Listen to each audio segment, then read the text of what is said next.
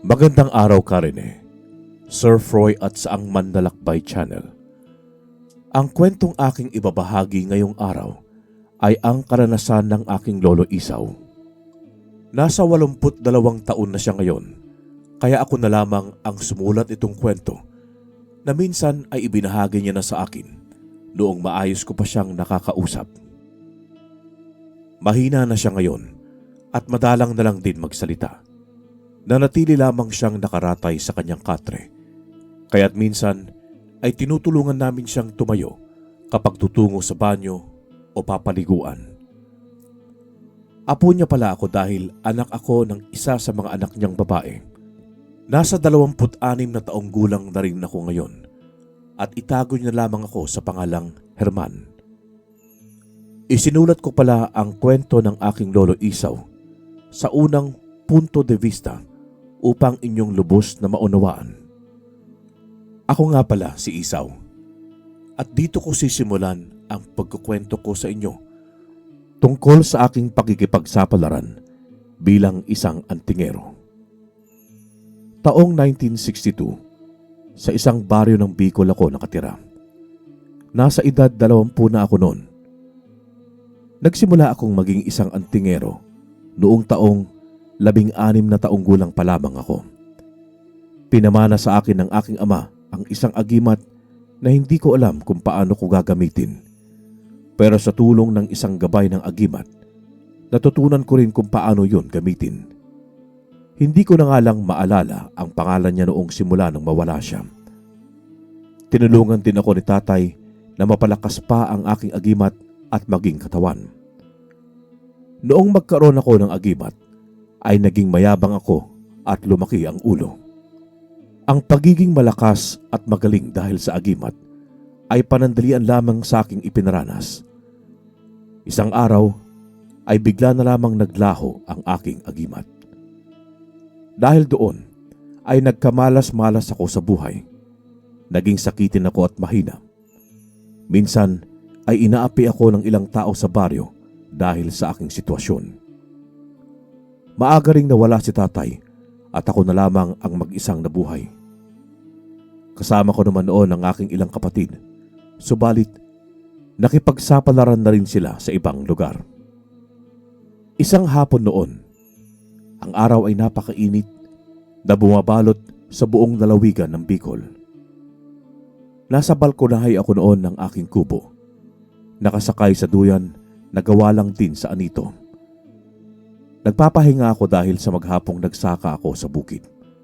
Pagod na pagod ako, kaya't sinusulit ko ang aking pahinga. Pero naroon pa rin ang bigat ng mundo. Para saan pa ang lakas kung wala na rin namang rason para lumaban? Mag-isa na lamang ako sa buhay. Kahit anong gawin ko hindi pa rin ako uunlad dahil sa ginawa ko. Alam ko naman na mali ang ginawa ko at walang kapatawaran. Nakakainis lang dahil mas pinairal ko ang aking kayabangan. Ay, nako. Narinig ko ang mga kaluskos na mga dahon na sumasabay sa hampas ng malakas na hangin. Naguhunihan na rin ang mga ibon at ang ilan ay nagliliparan. Napatingin ako sa isang grupo ng mga bata na naghahabulan. Uy! Baka gusto niyo maglaro. Pasali naman ako sa inyo. Wala kasi ako magawa rito sa bahay Ngunit pagkatapos kong isigaw yon, ay hindi man lang nila ako pinansin. Napabuga ako ng hangin at muling bumalik sa aking duyan at ipinagpatuloy ang pagbumuni-muni. Sa bagay, hindi na nila ako kailangan bilang isang antingero pagkatapos ng lahat ng nangyari.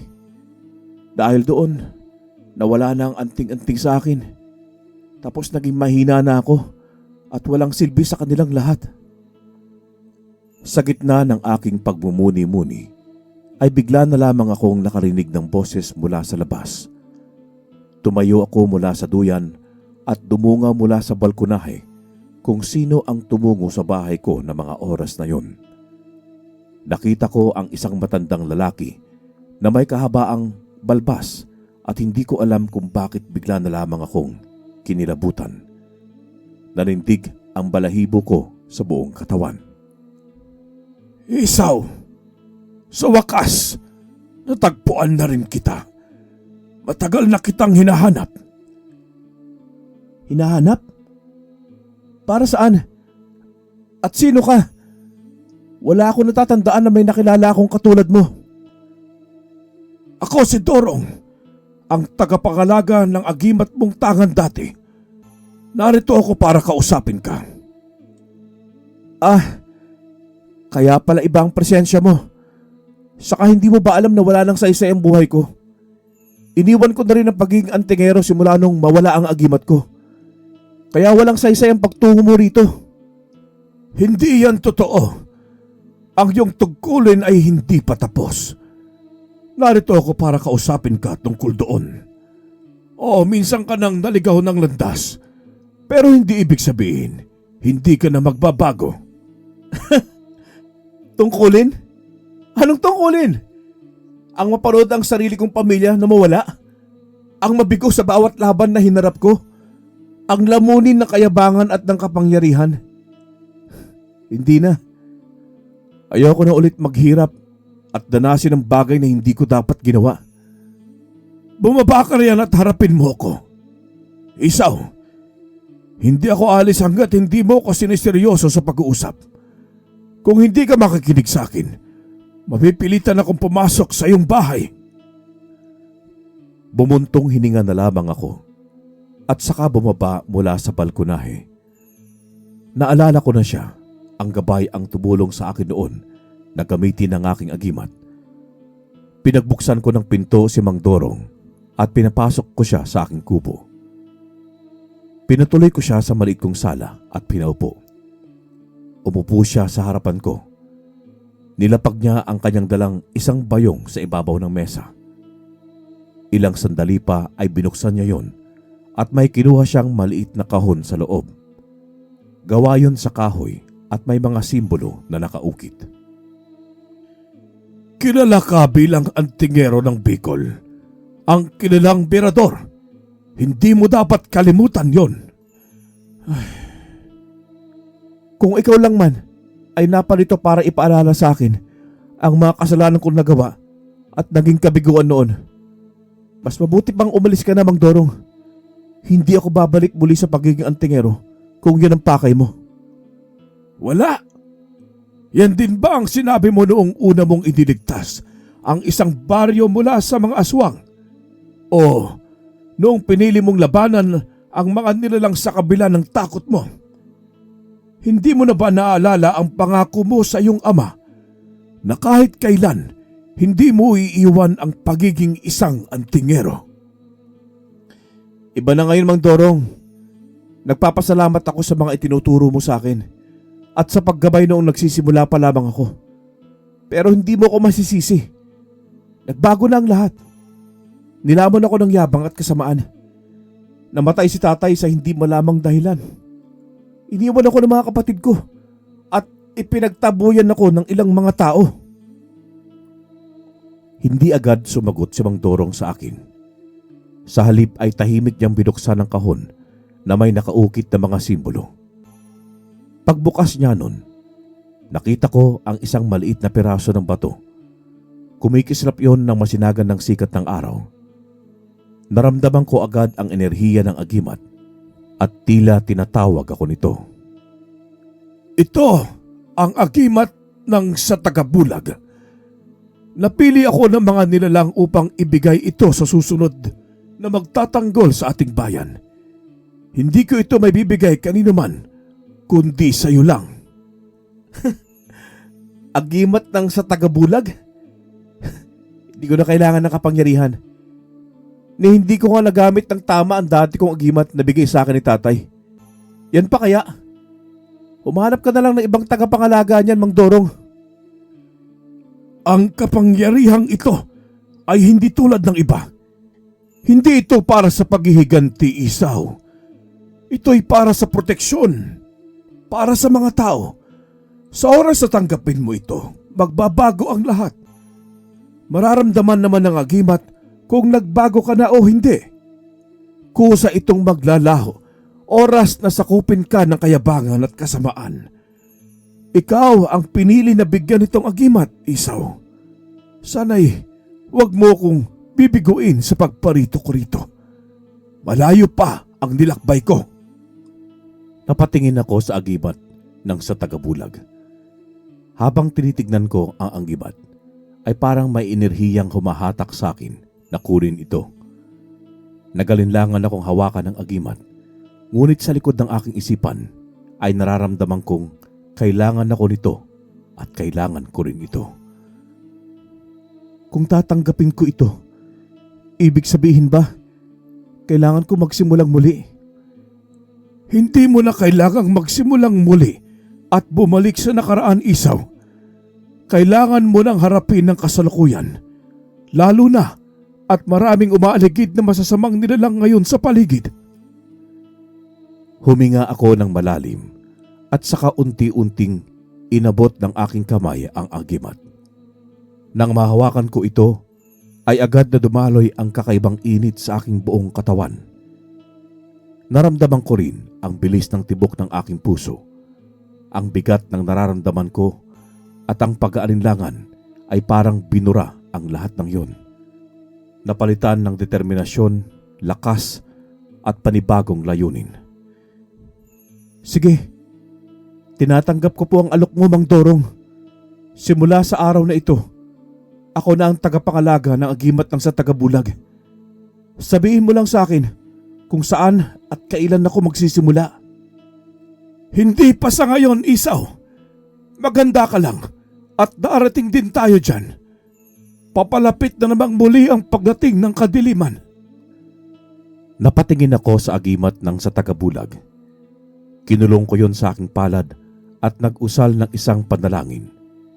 Nang matapos ay agad kong naramdaman na tuluyan na ako nitong tinanggap bilang tagapangalaga. Natuwa ako dahil alam kong tuluyan na nga akong nagbago. Dahil kung hindi ako tatanggapin ng agimat bilang tagapangalaga nito. Lumipas ang mga araw at nagsimula na nga akong magsanay. Doon na rin muna pansamantala tumuloy sa kubo ko si Mang Dorong. Tuwang-tuwa rin naman siya sa pag-iinsayo naming dalawa. Isang gabi, habang tahimik ang buong baryo namin, ay bigla na lamang akong nakarinig ng isang malakas na sigaw. Bumangon ako mula sa aking kama.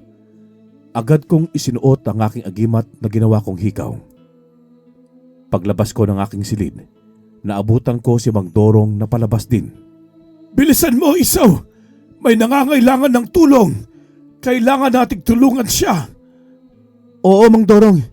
Sandali lang po. Kukunin ko lang ang aking karit. Sige, hihintayin kita. Kukunin ko rin yung punyal ko.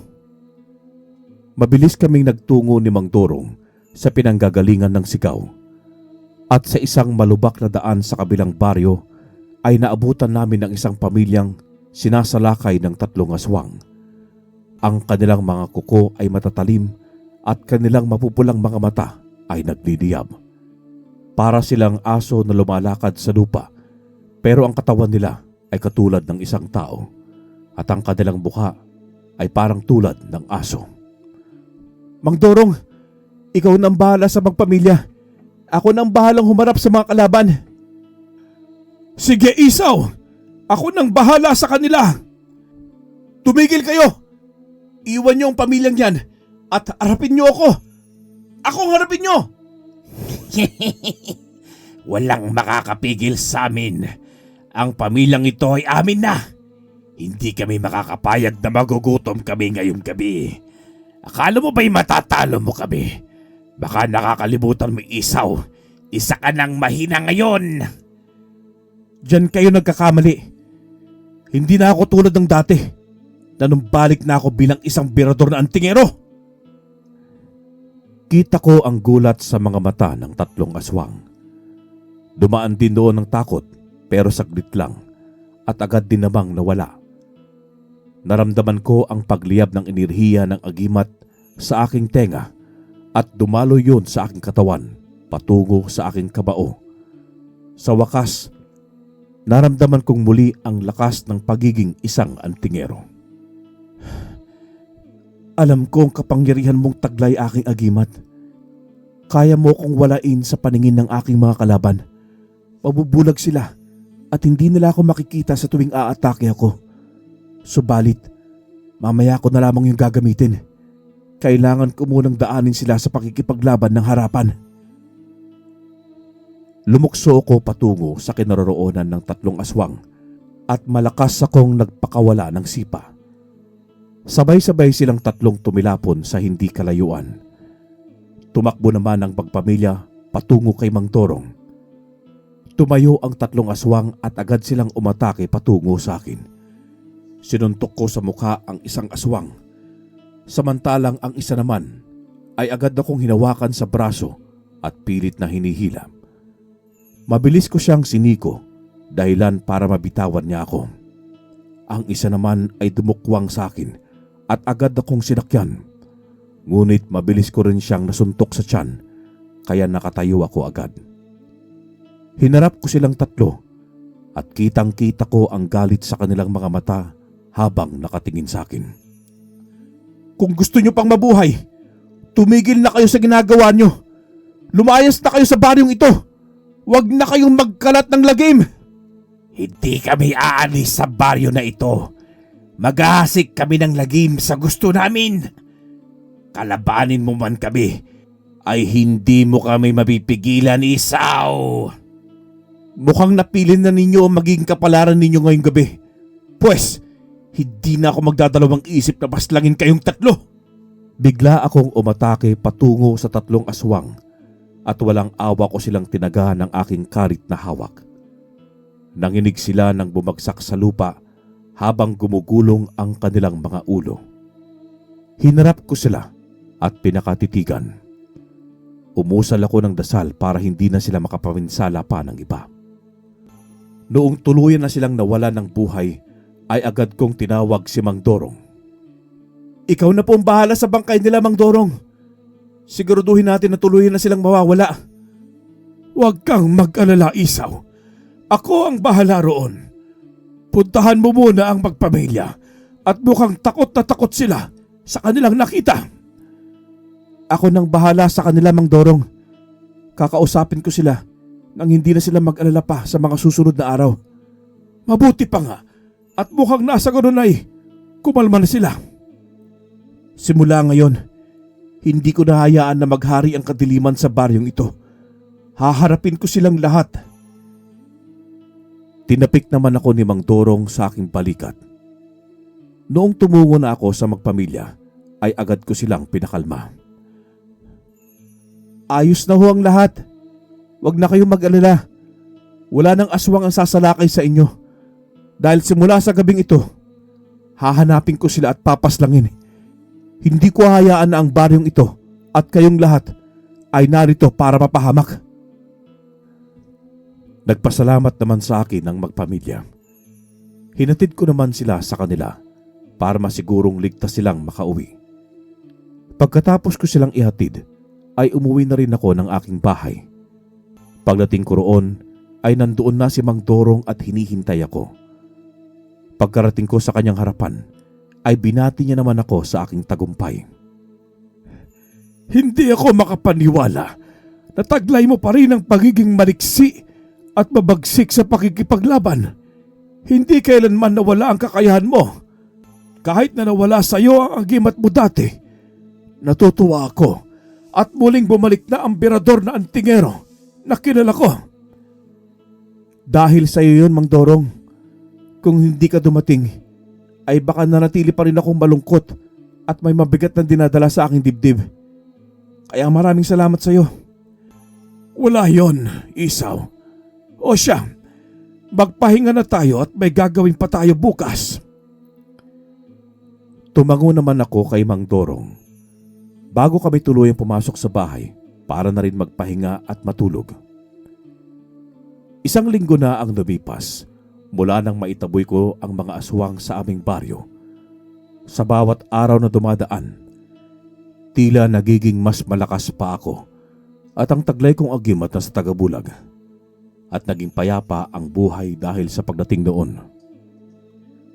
Isang hapon, Habang abala ang mga tao sa palengke at habang namamalengke ako ng gulay at ulam para sa amin ni Mang Dorong, napansin ko ang isang grupo ng kalalakihan ang nakatingin sa akin.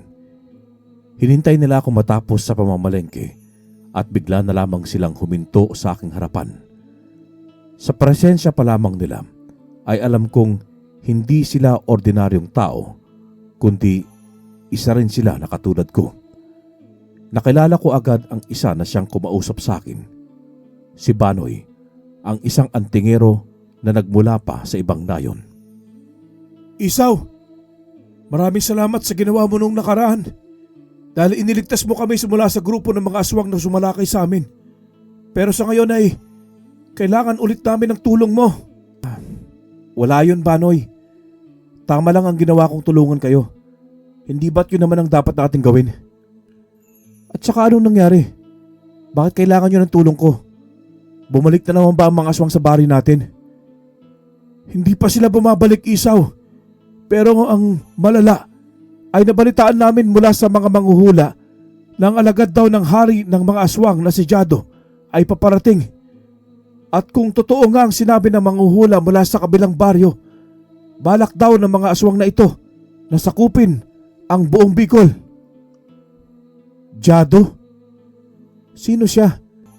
Bakit ngayon ko lang narinig ang tungkol sa kanya?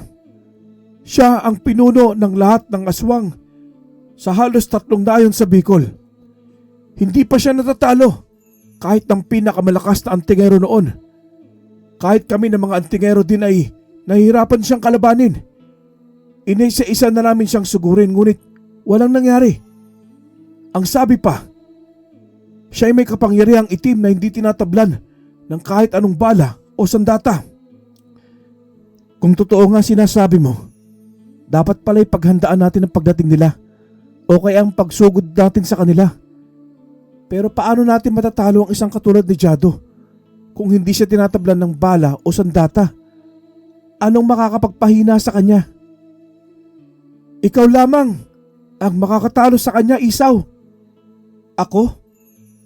Bakit ako? Dahil ikaw ang may tangan ng agimat ng sa taga-bulag.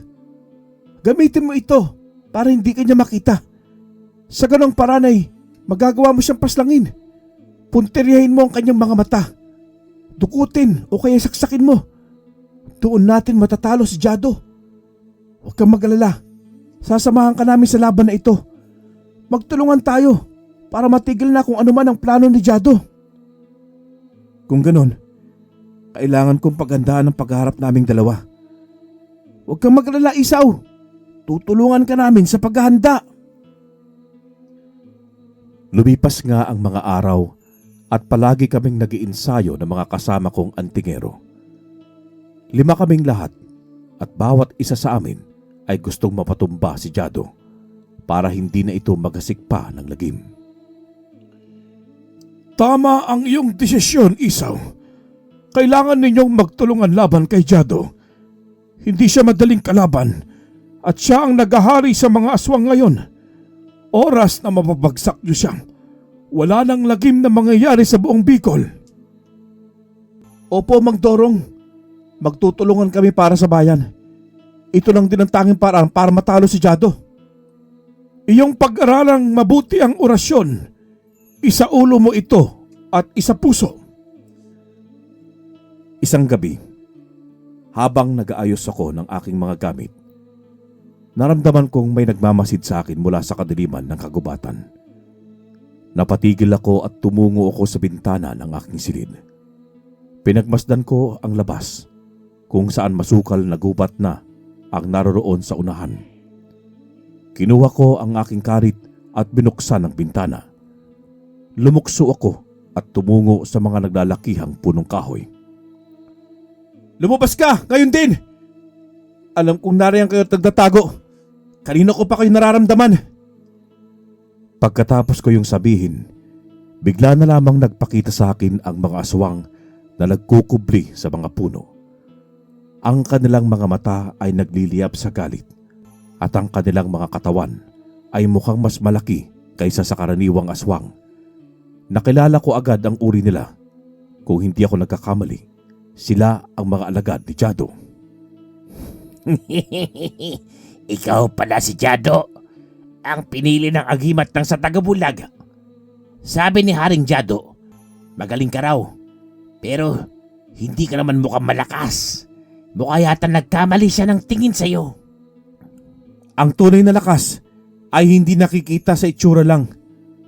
Kung gusto niyo malaman kung gaano ako kalakas, subukan niyo kaya akong talunin.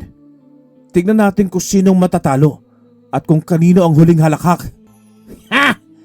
Sa tingin mo ba ikaw ang mananalo? Kung hindi mo tinatanong, kami ang pinakamalakas na alagad ni Haring Jado. Kaya sisiguraduhin namin na matatalo ka namin ngayong gabi. Hindi na nga nakapaghintay ang mga alagad ni Jado. Mabilis at agad silang sumugod patungo sa akin. Sabay-sabay silang 5 at ang bilis nila ay tila higit pa sa mga aswang na nakalaban ko. Napamura ako ng balotong dahil mukhang hindi nga sila basta-basta lang. Lintik! Kakaibang lakas ninyo kung ikukumpara sa mga ordinaryong aswang. Pero hindi ibig sabihin nun ay hindi ko kaya kayong talunin. Ikaw na rin nagsabi na hindi kami katulad ng mga ordinaryong aswang, kaya asahan mong matatalo ka namin. Wala akong sinasabing ganyan. Hindi ko sinabi na matatalo agad ako. Huwag kayong umasa at baka magulat kayo sa magiging resulta. Bakit hindi na lang natin subukan? Marami ka pang sinasabi. Nagsimulang kumilos ang 3 aswang. Hindi ko sila masundan dahil sa bilis ng kanilang galaw. Pero nanatiling malakas ang pakiramdam ko oras na sumugod sila sa akin. Humigpit ang pagkakahawak ko sa aking karit nang lumusob sa akin ang isa. Agad kong sinangga ang atake nito at naglaban kami ng aming lakas. Pilit akong itinutulak ng isang aswang habang ang isa naman ay umaatake patungo sa aking likuran. Bumuga ng itim na usok ang isa sa mga aswang, dahilan para maitulak ko ng malakas ang aswang na nasa harap ko. Sinipa ko naman ang isa at agad akong tumakbo palayo sa itim na usok. Dahil doon ay hindi ko sila makita at ang usok na naamoy ko ay parang amoy asupre na tila bumapalot sa aking hininga. Hindi ka makakatakas, Isaw. Dito ka na matatapos. Hindi mo matatakasan ang usok na yan. Ginawa yan ng aming pinuno para talunin ka. Unti-unti kang maghihina oras na malanghap mo ang usok. Huwag kayong masyadong magpakampante. Hindi yan ang tatalo sa akin. Sinasayang nyo lang ang lakas nyo na kalabanin para pabagsakin ako. Sa kabila ng kapal ng usok, hinawakan ko ang aking agimat at nagsimulang manalangin. Unti-unting lumiwanag ang aking agimat at ang liwanag nito ay bumawi sa kadiliman ng paligid. Tinatalo nito ang usok hanggang sa maglaho ito. Hindi ninyo ako matatakasan. Hindi sa dilim. At lalo na, hindi sa ginawa ninyo. Sa isang pag-ikot ay mabilis kong inatake ang pinanggagalingan ng boses ng aswang. Agad na tumama ang kamao ko sa isang aswang, dahilan para tumilapon ito sa kakahuyan. Ang pangalawa naman ay mabilis kong sinipa, kaya nilipad siya sa mga nagtataasang punong kahoy. Hinarap ko naman ang isang aswang at pinalipad ko sa direksyon nito ang hawak kong karit. Nanginig siya at unti-unting bumagsak sa lupa. Lumapit ako rito at hinugot ko ang karit mula sa pagkakabaon sa dibdib nito. Walang awa ko itong pinagutan ng ulo. Imposible! Paano mo kami nakita sa kabila ng makapal na usok? At paanong hindi ka tinablan ng lason? Anong klase kang antingero? Isang agimat lamang ang tangan mo! Pasensya ka na, aswang. Marami kasi akong nalalaman ng mga orasyon at panalangin laban sa mga ginagawa ninyo. Hindi ko yun magagawa kung wala ang magaling kong gabay. At ang aking agimat ay hindi lang nagbibigay ng lakas. Ipinapakita rin ito ang tunay na anyo ng kasamaan. Kaya huwag kang magtaka kung paano ko kayo nakita sa kabila ng kapal ng usok. Ngayon, tatapusin ko na kayo! Tumakbo ako patungo sa direksyon ng isang aswang at malakas ko ritong hinataw ang karit na aking hawak. Agad yung tumama sa kanyang liig. Nanlalaki ang mga mata niya nang bumagsak sa lupa. Pagkabunot ko sa karit ay nilingon ko naman ang aswang na siyang kasagutan ko. Unti-unti siyang umatras. Nabasa ko ang takot sa kanyang mga mata. Sumuko ka na, aswang. Wala ka nang kasama. Mag-isa ka na lang. Kung ako sa'yo, hindi ko nasasayangin ang buhay ko at pipiliin ko na lang na magbago. Tumahimik ka! Wala kang pakialam sa kung anong magiging desisyon ko. Ikaw ang tumigil. Wala nang iba kundi patayin at uubusin ang lahi namin. Ginawa ko lang ang tingin kong tama. Pinapaslang ko kayo para hindi na kayo maghasik ng lagim sa buong bayan. Galit na sumugod siya sa akin. Bawat atake niya ay malakas. Sinasangga ko ang mahaba niyang mga kuko gamit ang aking karit. Sa isang galaw ko ay nawalan siya ng balanse.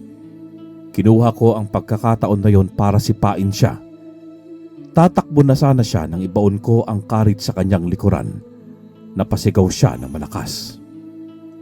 Sabihin mo sa akin kung naasaan ang hari niyong si Jado. Hindi ko sasabihin kung nasan siya. Hindi mo siya matatalo, Isaw. Ang kapangyarihan niya ay higit pa sa iniisip mo. Mamamatay ka lang din naman. Bakit hindi mo sabihin? Sabihin na nating ipaghiganti mo ang pagkamatay mo dahil pinabayaan niya lamang kayong tatlo. Kung totoo siyang nagmamalasakit sa inyo, hindi sana'y dumating na tulong. Pero wala. Kaya anong dapat mong gawin? Hindi totoo yan. Kami ang kusang sumugod dito para paslangin ka. Ulit kung gusto mo malaman kung saan siya naroon, matatagpuan mo siya sa kabilang bundok sa kabilang bayan. Sa isang liblib na baryo siya namamalagi.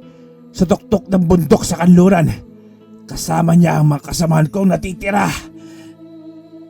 Maraming salamat sa iyong impormasyon. Hindi ko alam kung nagsisinungaling ka o totoong sinasabi mo. Ngunit ganun pa man, pupuntahan ko ang lugar na sinabi mo. Biglang binawian ng buhay ang aswang na hawak ko sa balikat. Hinugot ko mula sa kanya ang aking karit at pinunasan yun. Tumayo ako ng tuwid at huminga ng malalim. Napatingin ako sa maliwanag na buwan. Magtutuos din tayo, Jado. Hindi magtatagal at maghaharap tayo sa isang matinding labanan. Ipaghahanda ko ang pagkikita nating dalawa at sisiguraduhin kong matatalo kita para sa kapayapaan at sa kapakanan ng mga taong bayan. Kinabukasan, habang nagpapahinga ako sa tuyan sa balkonahe dahil sa kakatapos ko lang ng ensayo, ay biglang dumating si Banoy. May dalawa pa siyang kasama na pinakilala niya rin sa akin bilang si Daming at si Hector. Ilang araw din ang lumipas bago siya nagpakita.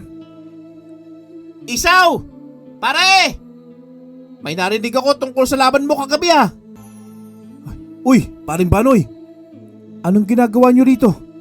At bakit kayo naparito sa ganitong oras? Nabalitaan kasi namin na may laban ang naganap kagabi sa inyo. At laban sa mga alagad ni Jado. Narito ako para sabihin sa iyo na huwag mong kakalimutan ang pinag-usapan nating dalawa. Na kapag susugod ka kay Jado, balitaan mo kami dahil sasamahan ka namin sa laban na ito. Tungkol sa bagay na yan, mukhang nagbago ang isip ko. Nakalaban ko ang mga alagad ni Jado kagabi. Malalakas sila at hindi tulad ng isang ordinaryong aswang na nakalaban natin. Isa pa'y, hindi ito laban para sa inyo. Kung hindi dahil sa iyo nun, baka patay na kami. Hayaan mong bayaran namin ang utang loob na yun sa iyo. Kahit maging suporta lang kami sa likod mo, oras ng laban. Nakapaghanda na kami para dito. Alam ko, Banoy. Pero dahil lamang kayo rito sa aming lugar. Hindi kayo taga rito. Naroon lamang kayo para magbigay ng suporta at babala sa akin tungkol sa pinaplano ni Jado. Pero hindi ko kayo dadamay sa laban na ito. Isa na rin sa pagdayo namin sa iba't ibang lugar ay ang makatulong sa kapwa natin at tingero. Isaw, kaya sana'y hayaan mo kaming tulungan ka. Sige, payag ako. At tinatanggap ang alok ninyong tulong para matalo si Jado. Pero bago yon, kinakailangan muna natin magplano at paghandaan ng paglusob kay Jado. Tumango naman sa akin si Banoy at nagpasalamat. Alam kong may karanasan si Banoy at ang kanyang mga kasama niya sa laban. Ngunit alam ko ring hindi sapat ang lakas ni Banoy upang harapin ang tulad ni Jado. Pero kung magtutulungan kami para kalabanin si Jado, malaki ang posibilidad na mananalo kami. Noong nakaalis na si Banoy at ang mga kasama niya, ay siya rin ang pagdating ni Mang Dorong. Sinundan niya ng tingin si Banoy bago siya tuluyang pumasok ng bahay. Agad kong sinara ang pinto, saka sumunod ako sa kanya. Sandali, Isaw. Sigurado ka ba sa lalaking yon? Anong ibig mong sabihin, Mang Dorong?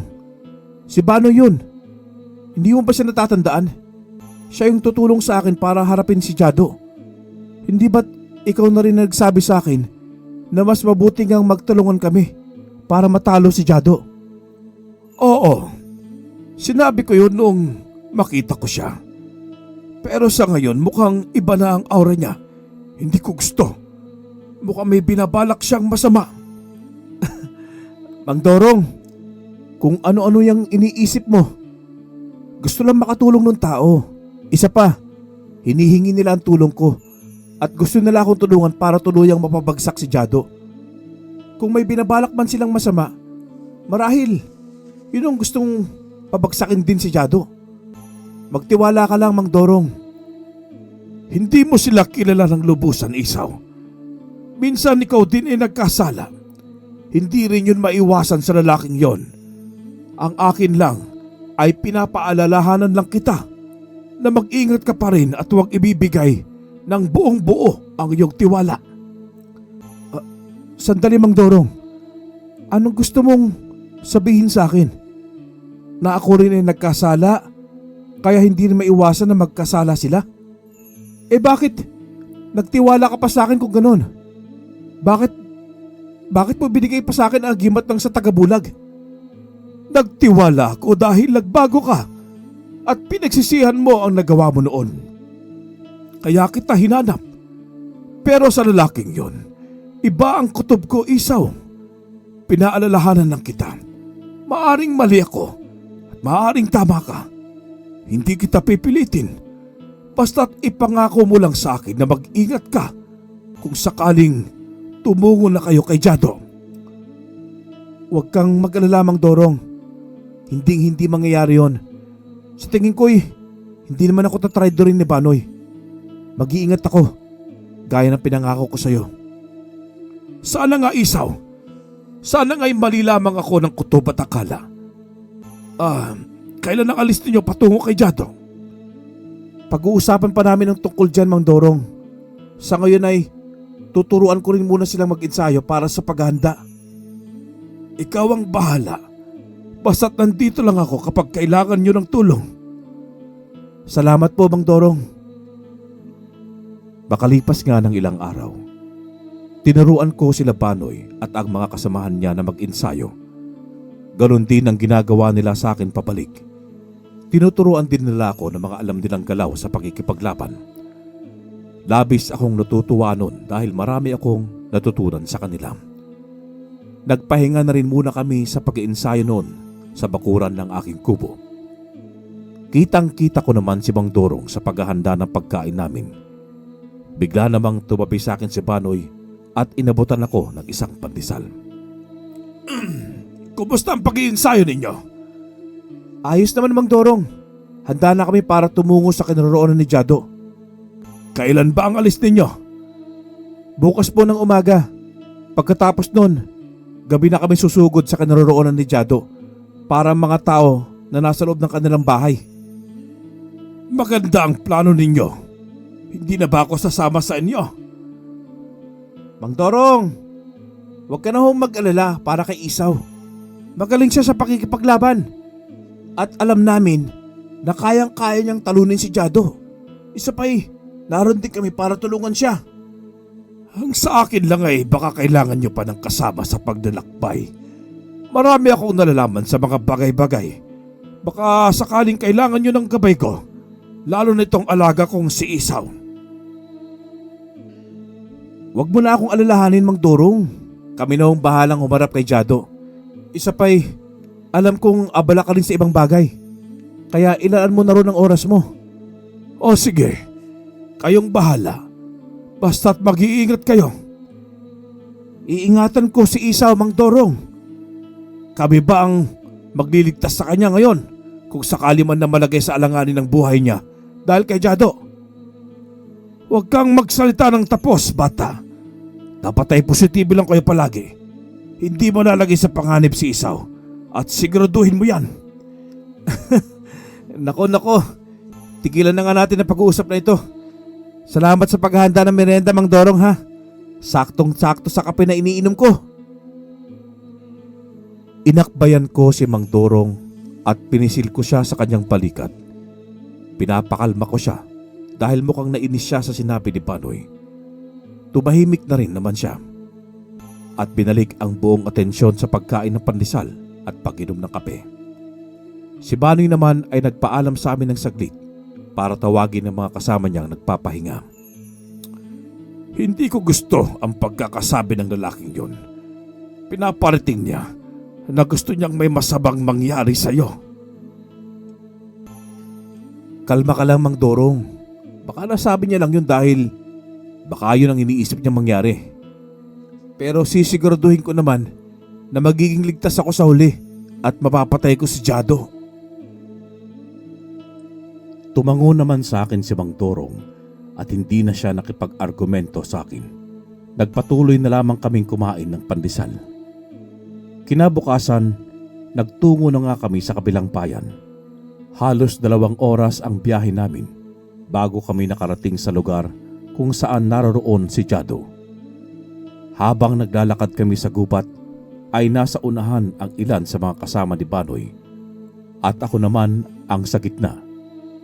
Sa likuran ko naman ay si Banoy. Hindi ko alam, pero bigla na lamang ako nakaramdam ng pagkabalisa. Parang bigla akong kinabahan. Nang makapasok na kami sa loob ng gubat, bigla na lamang kaming huminto. Hinarap ako ng mga kasamahan ni Banoy habang nakatutok ang mga sandata nila sa akin. Nagtataka akong nilingon si Banoy. Nakangisi siyang lumapit sa akin habang nakatutok ang dulo ng punyal niyang hawak sa akin. Anong ibig sabihin nito, Banoy? Bakit bigla niyo na lang akong pinalibutan at tinutok ang mga sandata niyo sa akin? Isaw, di mo alam kung paano ko pinaghandaan ang pagkakataon na to.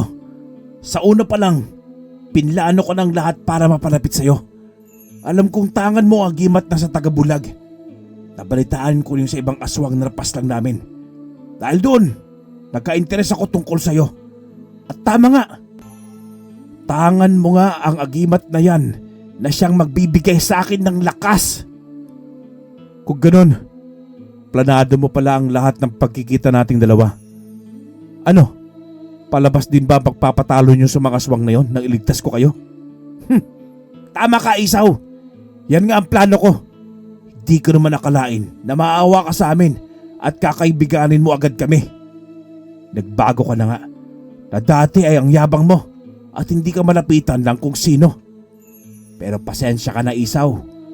Wala talaga akong balak na kaibiganin ka. Ang nais ko lang ay ang agimat mo.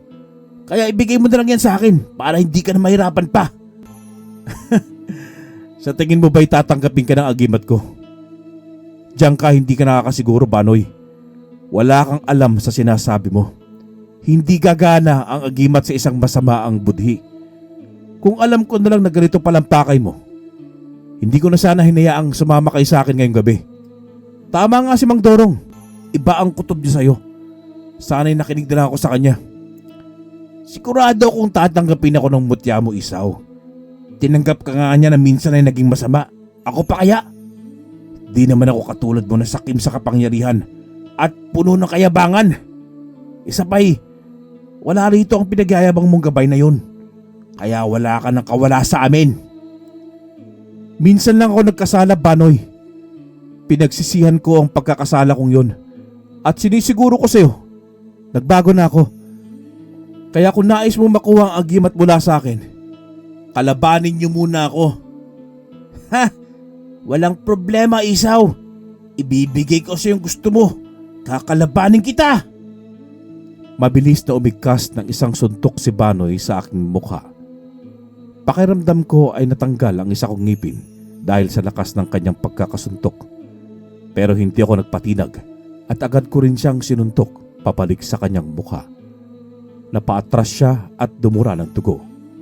Nag-aapoy ang mga mata niya sa galit nang tignan ako. Ano pang hinihintay nyo? Tulungan nyo ako pabagsakin siya. Kumilos agad ang mga kasama niya para sigurin ako. Sunod-sunod silang umatake sa akin, pero sinasangga ko naman ang atake nila at naiiwasan. Bumuntong hininga ako ng mga sandaling yun. Kung magpapatuloy ako sa pakikipaglaban sa kanila, mauubos ang lakas ko kapag harapin ko na si Jado mamaya.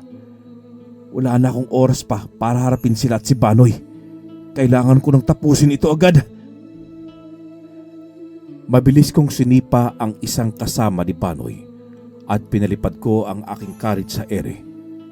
Tinamaan ang isa sa kanyang braso.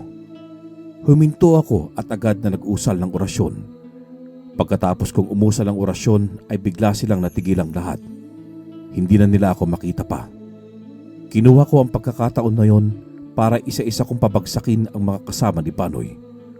Sunod-sunod silang bumagsak sa lupa at nawalan ng malay. Takot namang umatras si Banoy habang palingalinga sa paligid. Magpakita ka, Isaw. Huwag kang madaya. Porket tangan mo agimat sa tagabulag, gagamitin mo na ito laban sa amin. Lumaban ka ng patas. Ikaw, Banoy, ang hindi lumalaban ng patas. Kaya huwag kang magsalita ng ganyan. Agad akong lumapit sa kanya at pumesto sa kanyang likuran. Walang pagdadalawang isip ko siyang binatukan sa kanyang leeg. Nang bumagsak siya sa lupa ng walang malay, ay agad kong pinunit ang kanyang damit at ginawa yung panali sa kanya at sa mga kasama niya. Tinali ko sila isa-isa sa punong kahoy. Papaalis na sana ako para tuluyang tumungo kay Jado nang matigilan akong makita si Mang Dorong. Mang Dorong, anong ginagawa mo rito? Narito ako para tulungan at gabayan ka. Hindi kasi ako mapakali at pinapakalma ng kutob ko, kaya ako kayo sinundan. At tama nga ang hinala ko. May masamang balak si Banoy laban sa'yo. At mabuti na lamang napabagsak mo silang lahat at napigilan sa masama nilang plano. Maging ako'y hindi inaasahan ang pakay nila sa akin, Mang Dorong. Sige na ho, tutungo na ako kung nasan si Jado. Kailangan ko tapusin ito ngayong gabi. Sige, Isaw. Ako na munang bahala kay Banoy at sa mga kasama niya.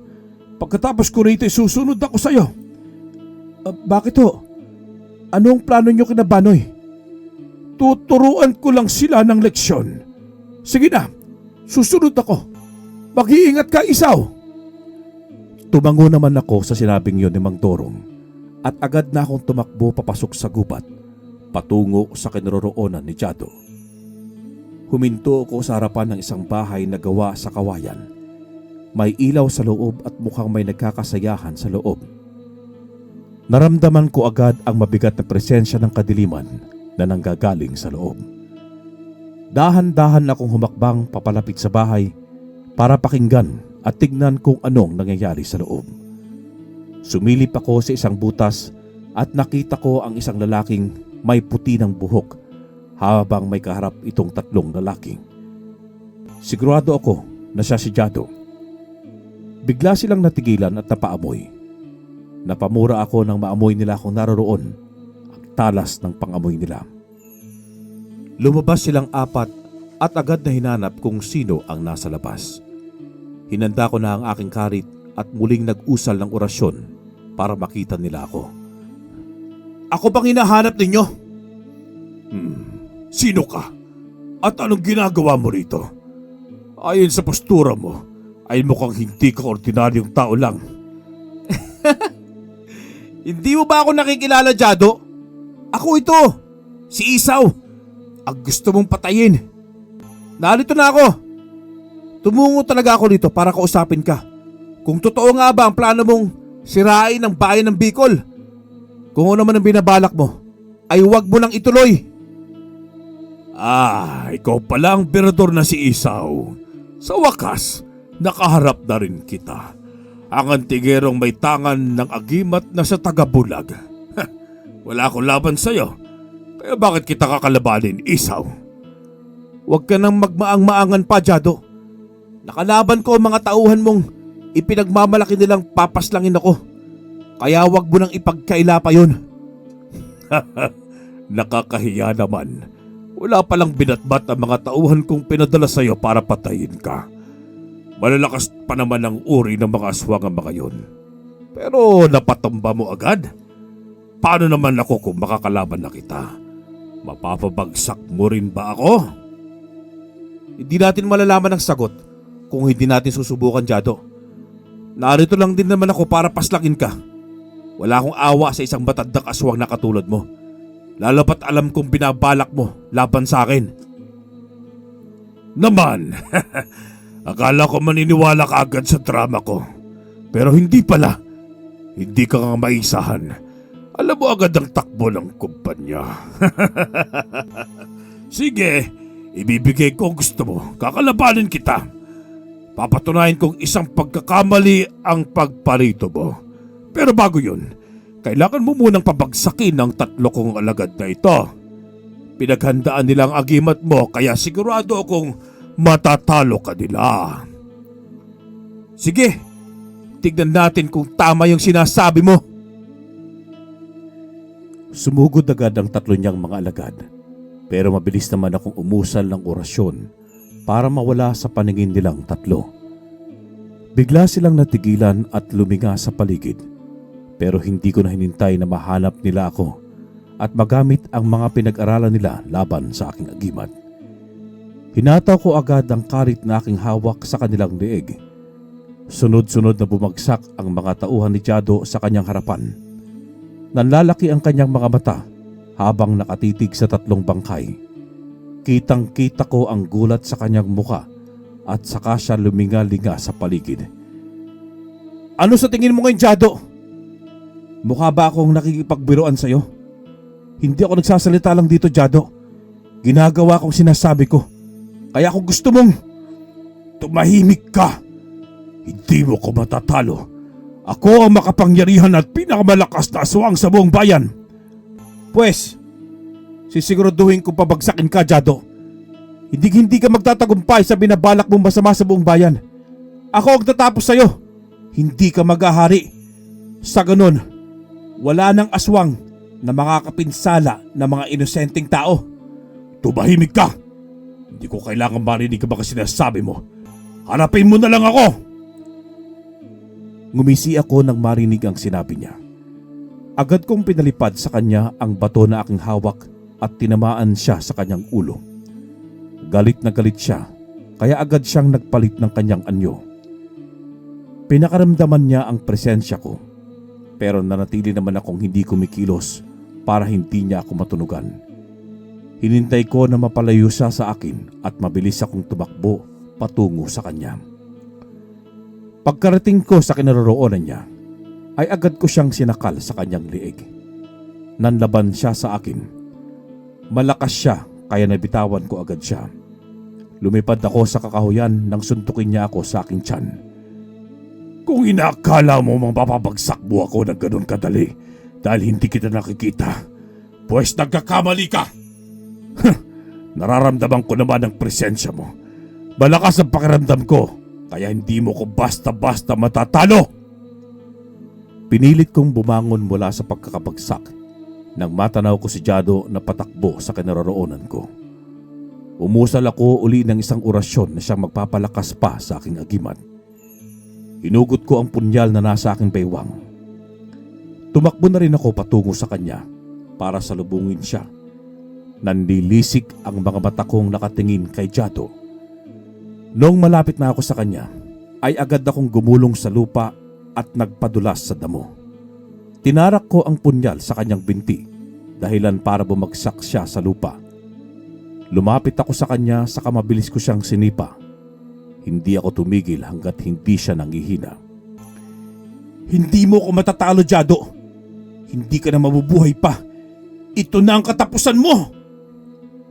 Pagkatapos ko yung sabihin, ay mabilis kong itinarak sa kanyang leeg ang punyal. Nanlaki ang mga mata ni Jado habang sumusuka siya ng sariling dugo. Bigla siyang nanginig at binawian agad ng kanyang buhay. Tumayo ako habang habol ang aking sariling hininga. Natanaw ko sa bukana ng gubat si Mang Dorong na patungo sa aking direksyon. Nang makita niya ako ay agad siyang tumakbo palapit sa akin. Napatingin siya sa bangkay ni Jado. Natapos ko rin ang kailangan ko tapusin, Mang Dorong. Napaslang ko na rin si Jado. Wala nang banta mula sa mga aswang para magasik ng lagim sa ating bayan. Napaslang mo nga siya, Isaw. Ligtas na mga tao sa bayan natin. Kung hindi dahil sa'yo, hindi matatapos ang kasamaan ng aswang na si Jado. Magpahinga ka na muna at ako nang bahala sa bangkay nila.